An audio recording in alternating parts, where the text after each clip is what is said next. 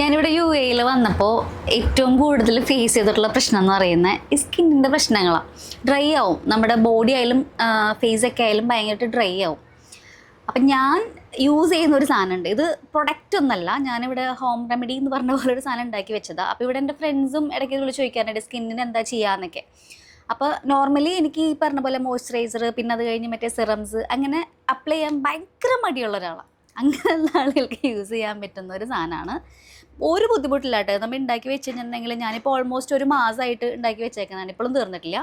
ഇത് ജസ്റ്റ് ഉണ്ടാക്കിയിട്ട് നമ്മൾ രാത്രി ഇങ്ങനെ ഫേസിൽ ചുമ്മാ അപ്ലൈ ചെയ്യുക. ഇത് സ്റ്റിക്കി ഒന്നല്ല, നമുക്കിത് രാത്രി ഇത് പരട്ടി വെച്ചിട്ട് ഫുൾ ടൈം കിടന്നുറങ്ങിയിട്ട് എണീക്കുകയാണെങ്കിൽ രാവിലെ എണീക്കുമ്പോൾ തന്നെ നമുക്ക് ഇതിൻ്റെ വ്യത്യാസം മനസ്സിലാവും. ഒറ്റ യൂസിൽ തന്നെ നമുക്ക് വ്യത്യാസം മനസ്സിലാവും. പിന്നെ ഇത് ഉണ്ടാക്കുന്നത് എങ്ങനെയാണെന്ന് ഞാൻ പറഞ്ഞുതരാം. വലിയ പണിയൊന്നുമില്ല.